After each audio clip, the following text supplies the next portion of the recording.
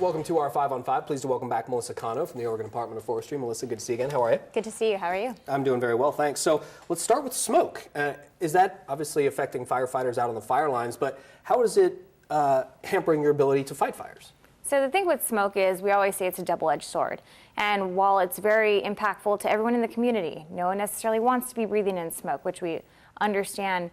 Something that is beneficial from it is that it does allow for a lower fire activity. So that fire activity that would normally be booming per se is now kind of at that ground level, low intensity. However, it does make it hard for new starts. It's hard to spot because we might not be able to locate a fire right away because of that smoke. So we really encourage people, if they see something, say something. Okay, and certainly the big thing in the state right now is the Khobar Fire. Now that is not ODF land, correct? No, that's U.S. Forest Service land originally, but it has since burned on to Coos Forest Protective Association, so CFPA, but it's unified command now, and multiple agencies are involved, and what that means is we really try to come together as a team, work together to get that fire out and keep people safe. That's the bottom line. People are always the priority, and their safety is number one. Yeah, we've seen so much lightning this summer, and I don't know if that's the reason we're seeing this. It seems like we have a lot of evacuations. Granted, this Khobar Fire is massive. Do you guys see that? Is that something you can compare to years past where we talk about evacuations? It goes back to what you just said. So much lightning this year, especially when we think about last year, where I think on the district we had collectively 7 strikes.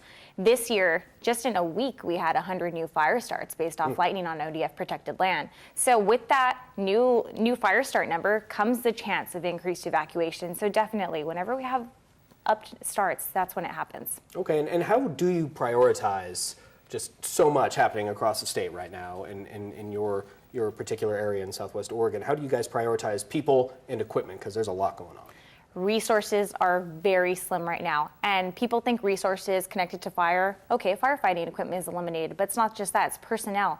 Things going on in Houston, for example, with the flood, that takes additional personnel and prioritizes people differently. So we're not just competing within the state with fires, we're competing with every emergency throughout the country. So that means we're very stretched thin. Of course, when it comes to people's lives and safety, that's where things get the priority.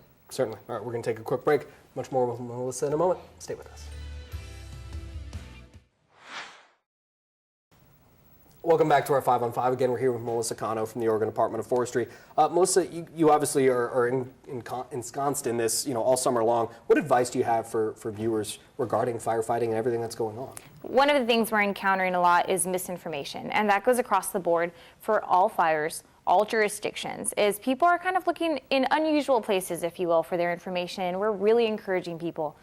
Watch your local news. Make sure you pay attention to those local sources, the actual government pages that are providing you the full story. It's easy to point blame at different things when you don't have that full story, so really be cautious of where you get your information and take that to heart. And one of those places that is newly established is our Joint Information Center. Yeah, tell us about that. Is this something that's new to the area? Is this something that you guys had planned on all along for the summer? No, definitely not planned on all along. It's usually something that happens when we get enough large fires in the area to where we're getting kind of inundated with many phone calls. So in this case, we have quite a few big fires in our Southwest Oregon area.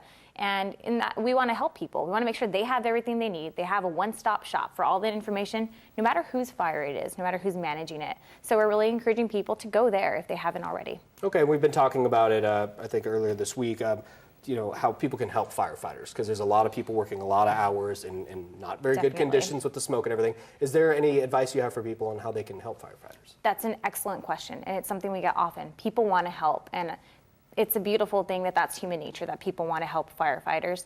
And one place they can look is something we just set up yesterday, in fact, and it's that Joint Information Center website. It's swojic.blogspot.com. We have a full tab that has everything people need as far as donations, also what they can do in their community as far as helping with evacuations, etc. The list goes on. Perfect. All right, well, thank you. I know how busy you are. Appreciate you taking the time. Thank you. All right, stay with us. We'll be right back.